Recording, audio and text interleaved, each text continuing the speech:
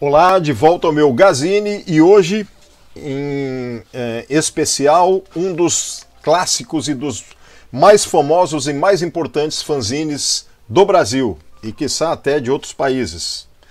Por quê?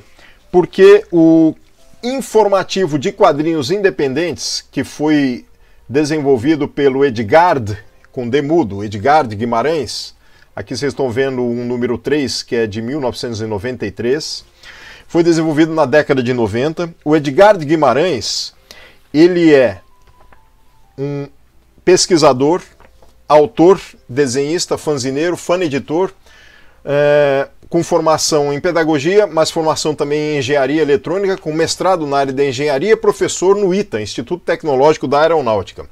E ele vem trabalhando desde aquela década até hoje, produzindo os fanzines. E o fanzine dele é um marco essencial para a área dos quadrinhos e dos fanzines brasileiros, pois o IQI, a função, tinha por função divulgar os fanzines que ele recebia, fazendo uma pequena sinopse, né? E até coeditando. Por exemplo, aqui temos o Duelo, que é do Laudo Ferreira. Ele promoveu muitos quadrinhos e muitos fanzines de vários autores famosos hoje em dia e que eram fanzineiros naquele período, né? Então, por exemplo, eu mesmo tinha uma quadrilogia chamada Homo Eternos, e quase que nesse mesmo período do Laudo, um pouco depois só, mas ainda durante a publicação em série do Duelo, eu cheguei a mandar para ele as cópias do Homo Eternos, do 1 ao 4, que hoje em dia estão sendo publicadas pela Editora Criativa em forma de álbuns, e ele coeditava e copublicava. Então quem queria acessava os QIs e podia comprar por ele e recebia o fanzine diretamente pela cópia bem tirada que a gente enviava para o Edgard Guimarães. Não havia lucro, ele recebia o valor de acordo com o que ele gastava com xerox, com fotocopiadores e com correio. Inclusive, a curiosidade é que os IQIs antigamente vinham assim. Vocês estão vendo os selos, né? E depois, com o aumento de páginas, né, e a mudança visual que ele promoveu, já passaram a vir dentro de envelopes, né? Como hoje em dia também eles são enviados. Por exemplo, o envelope aqui, né? E aqui tem até um carimbo com a assinatura do Edgard Guimarães. O Edgard, a importância disso aqui é imensurável. Eu mesmo já escrevi artigos sobre alguns fanzines brasileiros, depois vou deixar listado aí abaixo.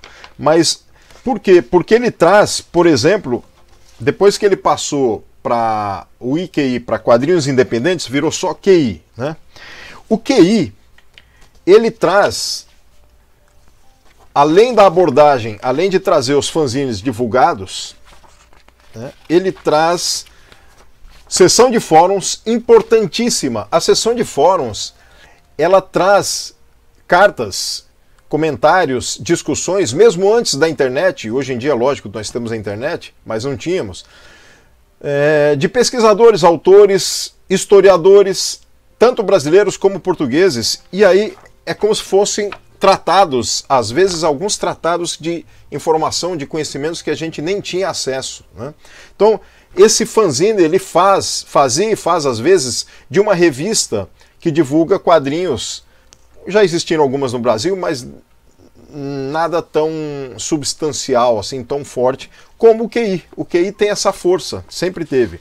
Atualmente ele também traz histórias em quadrinhos, aqui é do Shimamoto, por exemplo, que continua colaborando.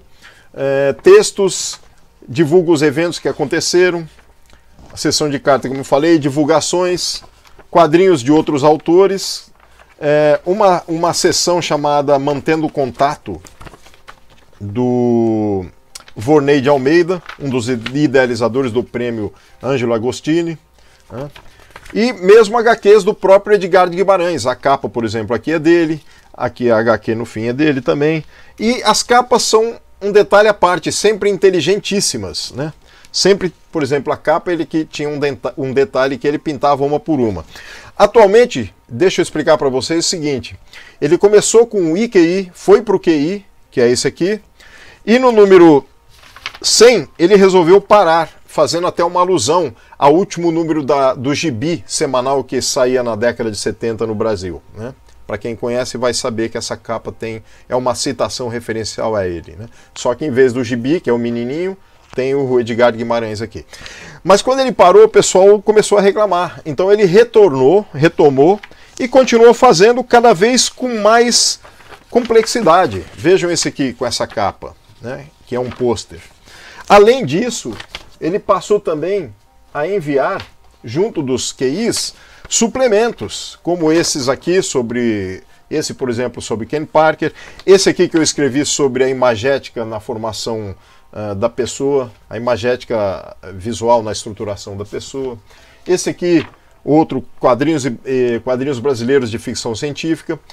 E a assinatura era por volta de 20, depois 25, atualmente de R$30 anuais. Então você recebe todo esse material e a preço de custo. Ele havia parado também com isso, porque agora vocês podem baixar em PDF todo esse trabalho dele, todos esses fanzines.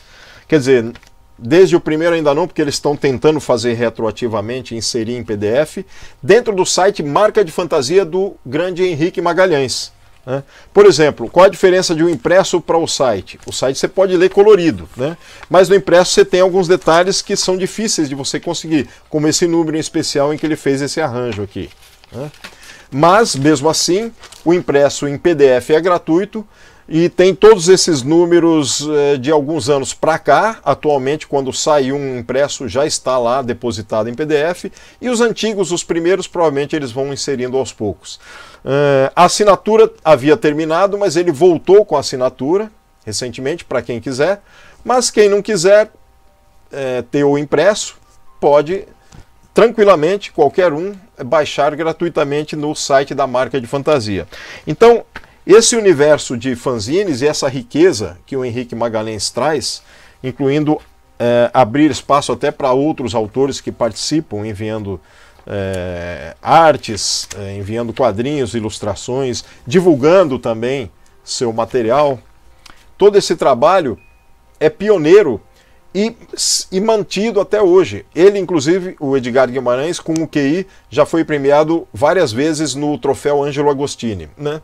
Enfim, era isso. Eu queria falar para vocês um pouco da importância seminal que tem esse fanzine, o QI, que agora está no número 163, né? E que vale a pena vocês baixarem, inclusive porque continua mantendo a divulgação dos fanzines que ele recebe do Brasil, de Portugal, de outros países, fazendo até classificações com quadrinhos institucionais, etc. Então é muito importante isso. Lembrando que ele não mais é um coeditor, ele apenas divulga os fanzines dos autores dos faneditores, certo? E eu quero explicar para vocês que agora estou usando essa máscara. Estamos em pandemia, é um alerta. Eu não usei aqui porque estou no meu escritóriozinho, não há problema. E usei essa máscara inventada aqui, recriada como um fanzine. Tem até um fanzine aqui do Instituto da Fanzinoteca de Macaé e alguns outros detalhes, né? Eu criei isso aí para tentar deixar um pouco mais ilustrado esse canal, né? O Gazine, que é sobre fanzines em especial. Mas por hora é isso, então espero vocês no próximo Gazine. Lembrem-se, a importância do fanzine, no caso específico o QI, é enorme para a área dos quadrinhos, principalmente, pois nas décadas de 80 e 90, os quadrinhos brasileiros quase não tinham vez. E o fanzinato, junto com a divulgação do IQI ou do QI, fizeram as vezes e a importância, e que vocês têm hoje importantíssimos autores profissionais como o André Diniz, o Edgar Franco, o Laudo Ferreira, muitos outros. E eles eram, estavam e ainda estão alguns dentro do fanzinato, né? Eles ganharam essa projeção e hoje essas novas gerações que têm os quadrinhos e a divulgação e a valorização toda, tem que se lembrar que tudo isso se deve ao fanzinato e aos pesquisadores de quadrinhos também, desde as décadas de 60, né? Com Antônio Luiz Caim, a Sônia Luí, tem o professor Valdomiro Vergueiro, Flávio Calazans, Humberto Eco na Itália e outros, né, que fizeram a valorização essencial dos quadrinhos e também dos fanzines lembrando que o próprio Vertan, que foi o crítico dos quadrinhos, o algoz dos quadrinhos, valorizou o fanzinato e os fanzines depois num outro livro. É isso, um grande abraço.